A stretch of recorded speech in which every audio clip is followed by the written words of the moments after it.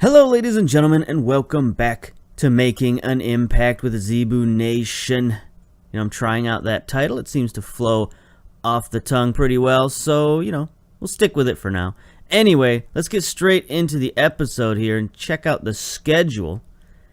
So last time we saw a couple of friendlies against Chicago and Toronto FC, and we've advanced the calendar just a little bit. There's 3 more friendlies we got to look at, but we'll do that in a minute. First of all, we got to talk about an important date that we passed here. The restricted transfer window is now open. And that's an important date because that means that we're now allowed to make transfers with international teams not in the United States or Canada. And if you'll take note of the date, you'll see that it's February 20th. So before that point, we cannot make any trades with teams that aren't in the United States, as I mentioned.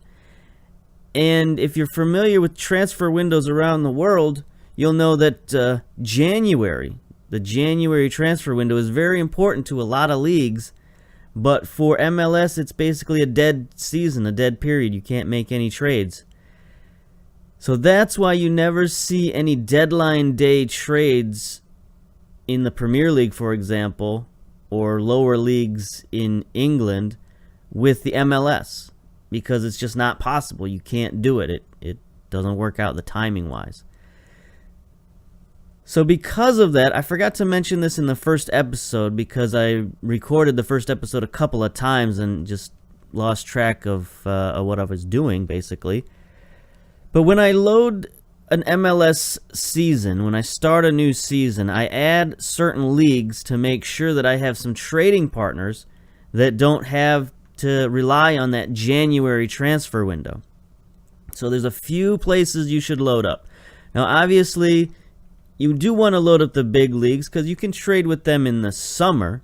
England and France and Germany and places like that.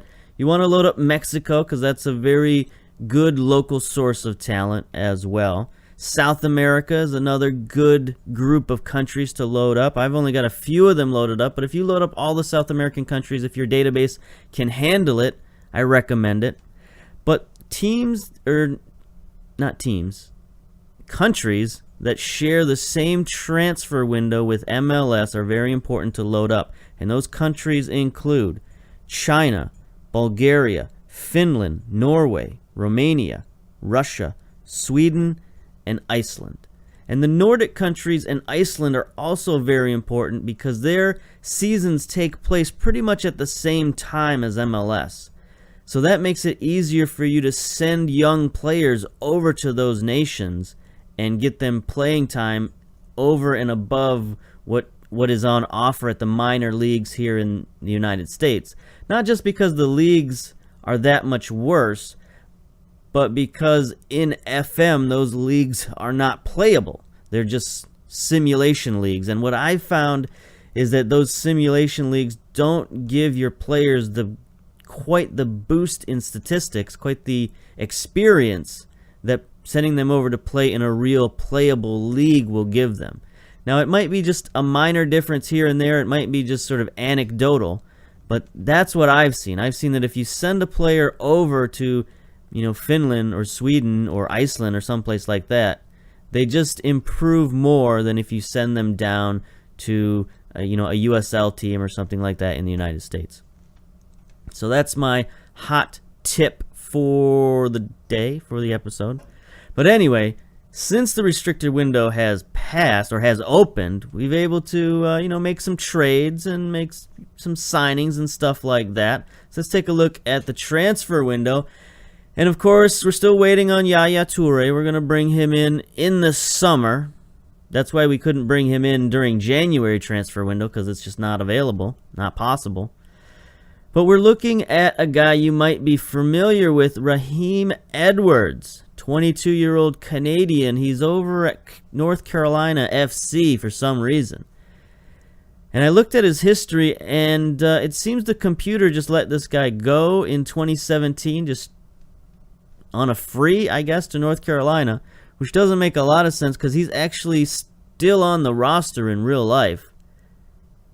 So I'd kind of like to get him back. He's a pretty decent player. He's got a lot of speed. He's got some, pretty good mental abilities, good leadership, flair, determination, that kind of stuff. Work rate is very good. We need wingers. Well, the problem is, in order to get him back, we might have to buy him back, and I don't really like the value proposition of that, of letting him go on a free and then buying him back from the club that picked him up. That just doesn't seem like a good business decision to make. I mean, we're not going to have to pay a lot for him, but it's a decision I got to make coming up soon. Not too soon, but in the next month or so, we got to decide on this guy. If we get an injury, something like that happens, I want to bring him in, not just because he's a decent prospect, but because he's on the team, because he's Canadian. That's just another reason to bring him in so that we have more Canadians on the roster. The other thing we got going on is we got a lot of trades happening. Now, because our academy is so good and we got so many good young prospects in the academy, I kind of want to get rid of some draft picks. So I'm getting rid of our 4th round draft picks in the upcoming draft. We got 2 of them. One is our own and one we got in a trade with Seattle.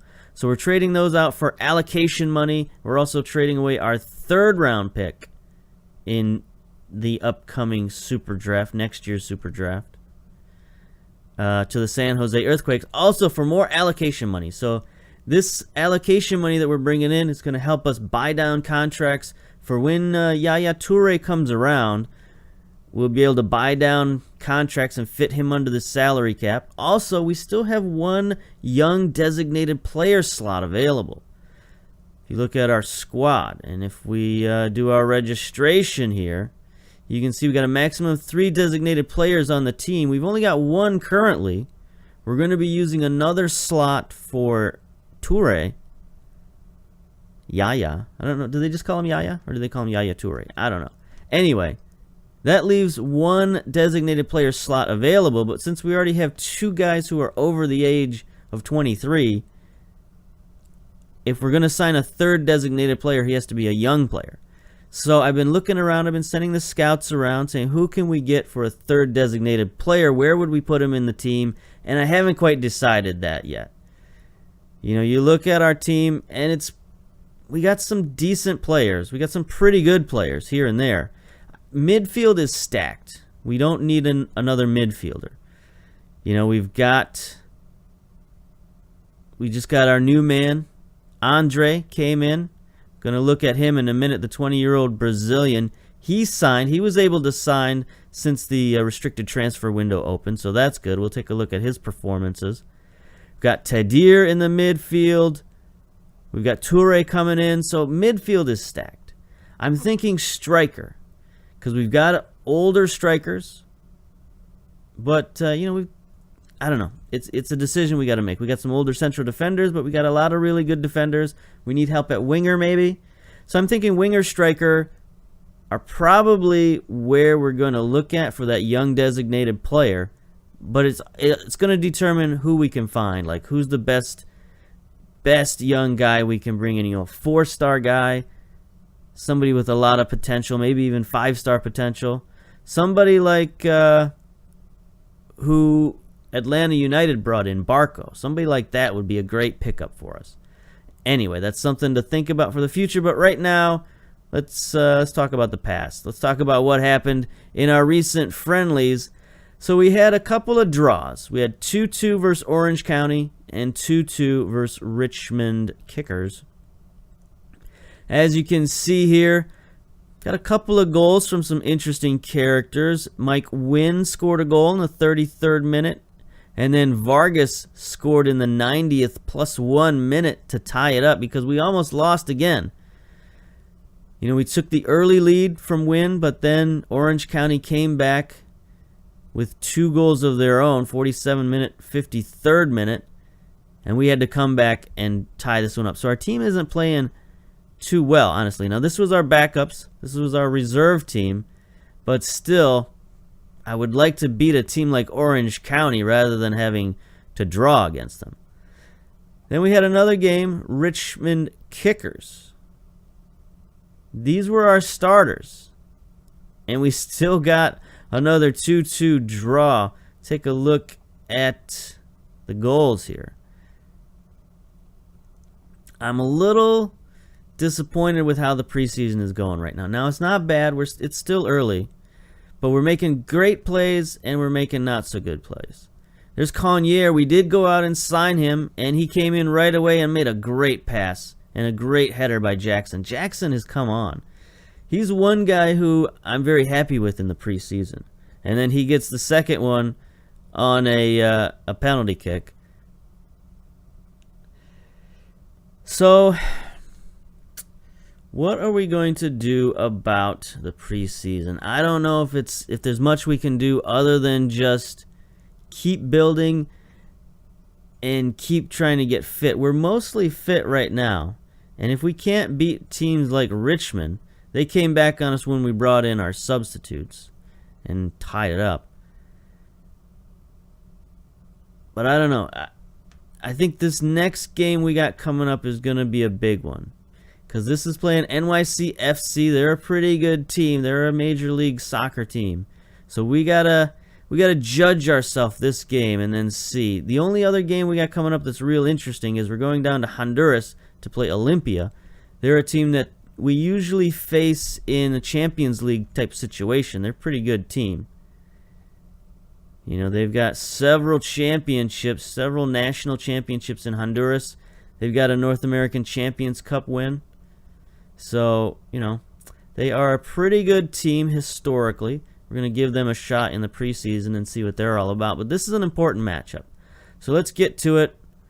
We're going to go with a new formation, one we haven't played a whole bunch. We're going to hand that over to our assistant coach.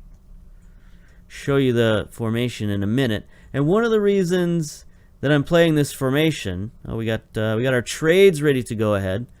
So for our 4th round pick, we're getting $60,000 in allocation money. That's okay. We could probably get more, but teams are a little stingy right now. Oh, there was something else I wanted to show you. We'll okay these trades first, and then I'll show you something you should probably know.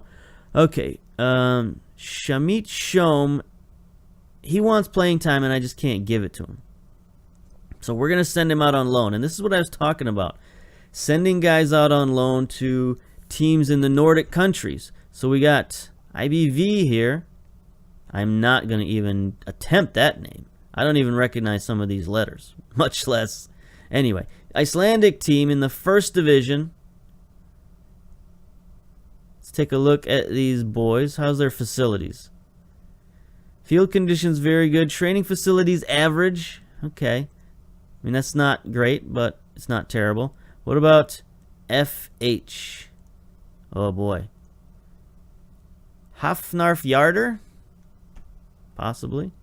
Anyway, they are also in the 1st division, so let's take a look at their facilities. Great training facilities. So this is where he's going. They're 2nd in the league. Great training facilities. Get it over there to FH. All right, so there we go. We're going to send him over there. Shom is a guy who's actually on the team, on the real team. 20 years old. He's a Generation Adidas player, which is why he's demanding so much playing time. Like Generation Adidas players, they're a little bit entitled.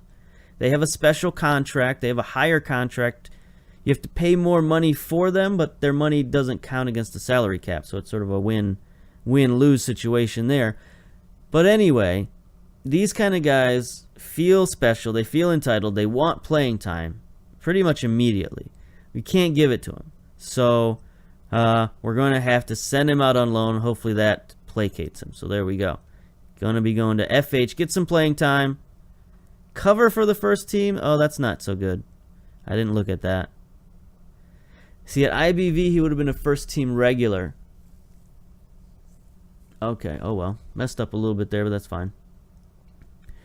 Let's take a look at Mike Wynn, one of our young strikers. Basically, we got a little bit of a roster problem. We need to send one of our reserve players out on loan. And so I put all of our reserve players up for loan, and it looks like Wynn is the guy who wins it. We could actually kind of use Wynn this season, but he's taking up an incorrect roster slot. We got one too many reserve players, and we need to get rid of one, so here we go. He could go to Indy 11. He could go to Grindavik in Iceland. Oh boy. Vikingur Reykjavik. Also in Iceland. Another Iceland. All right. So we got cover, first team regular, 2 first team regulars. Let's get rid of these guys. Reject those guys and just look at the first team regulars. So, Viking Reykjavik. What are you up to? Adequate training facilities, okay? And Keflavik. What are you up to? Great training facilities. All right, you win the training facility lottery. There we go. So there we go. 2 successful loans. Getting some of our young players experience, getting them off the books so that we can balance out that wacky MLS registration stuff. We just did our numbers for the upcoming MLS season because I've been playing in the Scottish leagues recently with Clyde FC, and you don't have to worry about numbers there. Everybody gets an automatic number. It's like, 1 through 11, and then the backups are whatever they are, 18 through 25 or whatever. Anyway, they get automatically numbered, so you don't have to worry about it. But here in MLS, you got to assign your own numbers. I just heard a noise upstairs. It sounded like an animal. Not happy about that. I'm going to have to check that out. Because I don't currently own any pets. So it is cold outside. It is wintry. So maybe a cat snuck in my house or something like that. Anyway, we'll check that out after this video, I guess. So we did extend our contract to our young generation Adidas player, Shom, just to make him more satisfied to go out on loan so that he doesn't think we're trying to shop him around. There we go. All right, now let's get to the match. Match preview up against NYCFC. Go to our team selection. So here is our new formation. 4-2-3-1 defensive midfielders. And we're going with the Segunda Volante. It's an interesting role. I kind of like it. It gets him moving forward. Now, as you can see, we got a little bit of a dead zone here, and I thought about putting both of these guys in that role, the Segundo Volante role, which would get rid of that dead zone. But they said you should pair this position with somebody who's a little bit more defensive. They said you should pair him with an anchor man, so maybe we'll just make Martin an anchor man. Although Martin, he's a guy who can get forward a little bit. He's got good long shots, so I don't know that I want to stick him back there. I'm going to let him be a ball-winning midfielder and do that. So anyway, this is going to be our new formation. We're going to give it a try, and it's one of the reasons why going out and getting Andre was such a big deal, because he's a natural Segundo Volante, and maybe we'll just play him. Oops. Where'd he go? We'll just play him in that role so that everybody can get a good look at him. Let the youngster run around out there. He is right-footed, that's right. So he's pretty good. I mean, physically, he's not the greatest physically, but he's got nothing wrong with him physically. Mentally, he's pretty good. Technically, he's got a little ways to go, but he's pretty decent for this level, especially at 20 years old. And he's a guy we didn't even have to spend a designated contract on. He's only making $135,000, so that's really good. That's like the best of all worlds. He's young, he's talented, he's relatively cheap. We're going to team him up with Watts, and we'll let Watts, he'll be the defensive midfielder. He'll play that defensive role. He's the responsible one. Yeah, he's much more of a defensive player, so we'll let Watts roam around, grab all the defensive stuff there. All right, let's go. Submit the team. Let's try to win one. Let's try to actually play a good, solid game. So New York is also going with the 4-2-3-1, but they're not using the defensive midfielders. They've got Mariata, Vilsvik. I don't recognize a lot of these names. I mean, Diskenrud, he's definitely a guy I recognize. Rodrigo. Interesting. 24-year-old. Is this our guy from LAFC? It sure looks like him. Rodrigo is back. All right, so he's probably going to score like 10 goals against us. Because I had a lot of problems with this dude in LAFC. He didn't live up to his billing. So we'll see what he does for New York. Anyway, on our side, we got Jop in goal. We're playing our reserves. Got Tran and Salmon, some of our draft picks at fullbacks. Taylor, another draft pick. You can see they got these funny pictures. Anyway, Fisher on the right-hand side defense. Watson, Andre, the defensive midfielder positions. Then up front, we got Petrasso, we got Chonier, we got Shome, and we got Johnson. So we just saw Shome is getting loaned out, so this is sort of his preview match for his loan team, and we'll see what they can do. So this isn't a great team. This isn't our #1 team. This is your chance to impress me. Let's go. But I'm still hoping we can get the win against New York. Coming out of the tunnel for the national anthems. Hopefully they're playing the Canadian national anthem. Hopefully they got the flag hung up properly. We got a little snowstorm going on here. It is still February in North America. Not a great time to be playing soccer, but you know what? I've come to realize that it seems like every league in the Northern Hemisphere just plays at a bad time of year. Adjust some things on the other monitor here. All right.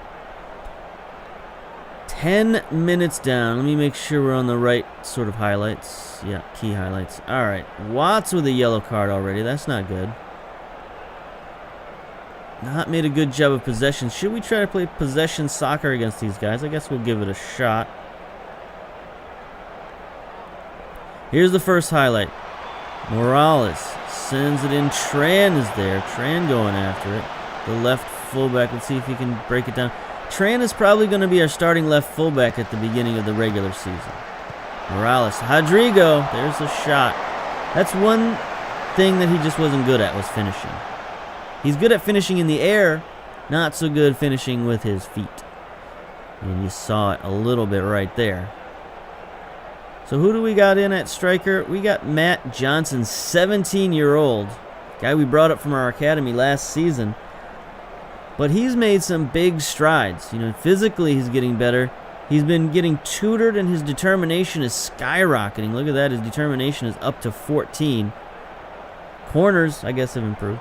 Not improving too much technically, but just getting physically stronger and getting more determined at this age is just going to help him out. He's going to, hopefully that's going to add a lot to his development.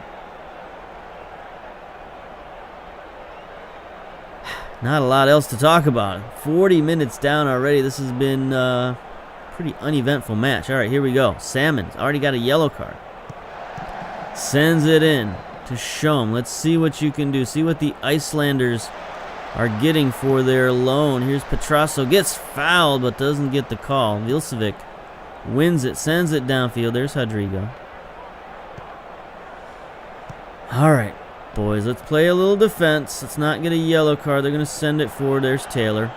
Taylor's going to get a lot of playing time for us this season. He's one of our top draft picks, and he's looking pretty good. He's played pretty well in the preseason, and you know, he's just a guy we got to play. So this, oh boy, there's a mistake.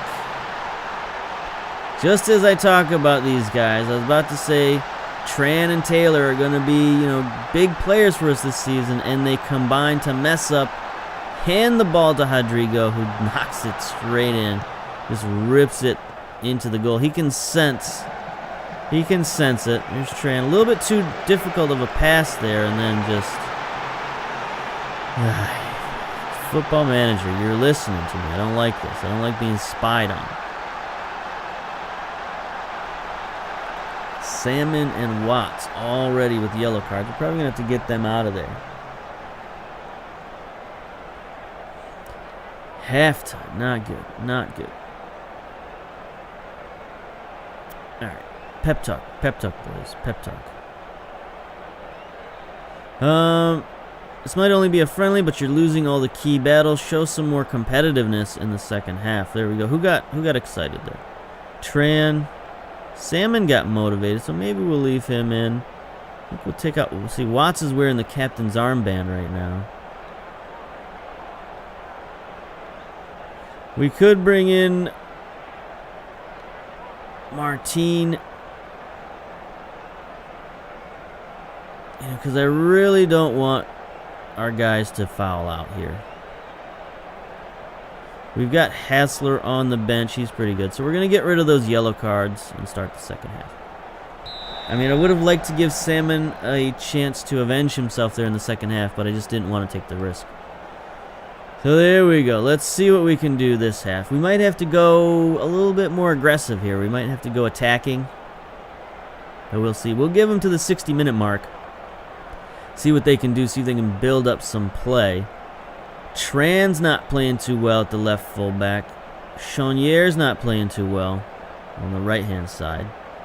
Everybody else is doing okay. Johnson is getting worse apparently this half.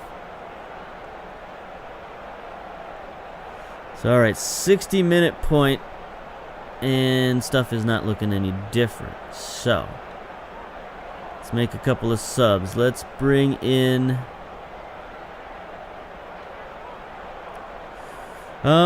I kind of would rather bring in Bosic rather than Pujol. So we will bring Bosic in at the left fullback. We'll make him defensive fullback because that's really what he's all about.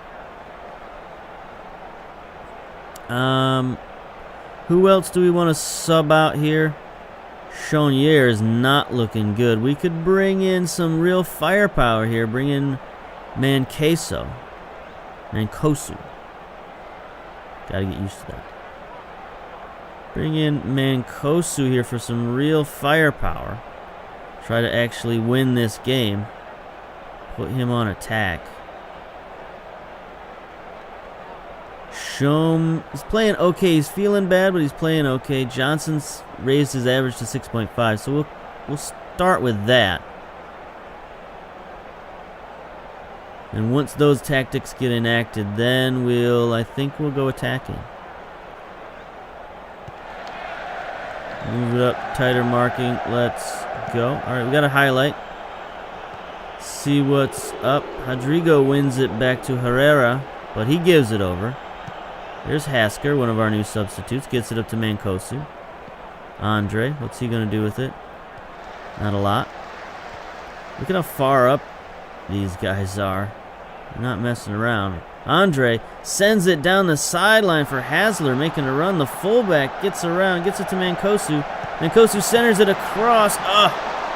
Petrasso is stopped, but then he gets the rebound. There we go, boys. Tied it up. That's what we're talking about. Nice pass down the sideline by Andre, the new signing. Mancosu. Maybe we can play him at the winger. You know, that's not a bad idea. Do we want to keep those changes? We changed to like an all-offensive formation. Why not? Let's go.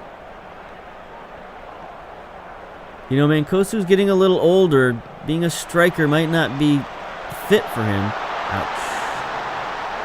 Floating a goal to Callens. And the fact that Jackson is playing so well at striker these days, you know, that would allow us to not have to play two strikers. We could play a winger formation and still get some extra firepower. I think that might be the way to go, especially with Vargas on the other side. That could be actually pretty good, pretty solid lineup. So we might have to go with that.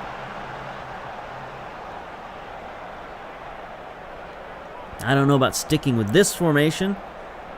But we'll have to consider that. Look at this blizzard condition we got going on. Another free kick for New York. Jop, what was that? Come on, man. Goalkeeper. We still need a backup goalkeeper. I mean, I thought Jop would be a pretty reasonable backup. But now maybe we need to bring somebody in to push him, because that was horrific. It was like a ballerina move there. He barely even made a legible or credible attempt there. What is Jop all about? I 14 aerial reach, 12 one-on-one, 15 reflexes. This guy should be pretty good. So I'm going to consider that just being an off day here. All right, here's 79 minutes. We got it in the box. Andre across the formation to Petrasso off the post again. This guy is just not concentrating. Let's tell him to concentrate. We get another corner out of it. Shom now sends it high for Fisher, who knocks it back to Mancosu. Back out to Shom. I've got some of my set pieces in there now. I've got a couple of set pieces out on the Steam Workshop, and I finally brought them into this this save. So we should see a little bit better production out of our corners and stuff like that. But not today, apparently. Oh, Shom is about dead, but there's only 3 minutes left. We'll bring in Pace for the last couple of minutes. Andre is also real tired, but we'll leave him in there. He's a young kid. He can take it. So Andre did make some good plays. 7.4 rating. That's really good. Here's Petrasso. Sends it across to Martin. Nope, but there's Taylor. Look at that. The young central defender making up for that goal he had earlier. We're still down 3-2, but, you know, it's a nice makeup goal there. Martin, the deflection straight to Taylor. No offside, so there we go. Little consolation goal there, I guess. 94 minutes down. There's only supposed to be 3 minutes of stoppage, so this is probably the final highlight. Ilsevic sends it in. And there we go. All right. So not a great game. Not what I was hoping for. Take a look at the analysis. Yeah, they had most of the possession. They had a lot of it down the right wing, a lot of it right down the middle.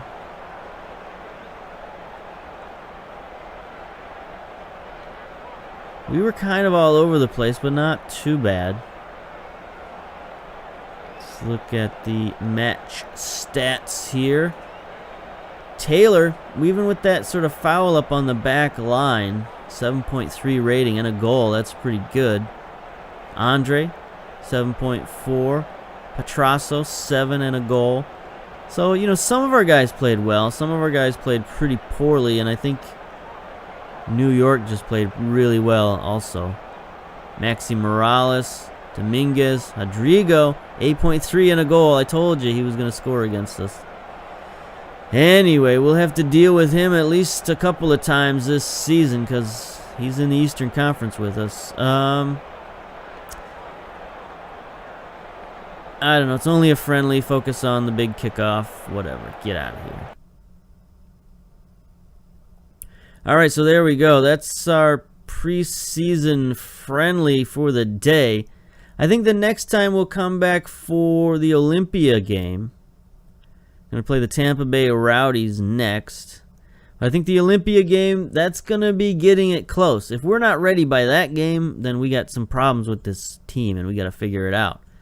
Because we just got a couple of more weeks until FC Dallas. That's going to be a big issue. You know, they're a good team. Then we got, you know, no rest for the wicked over here.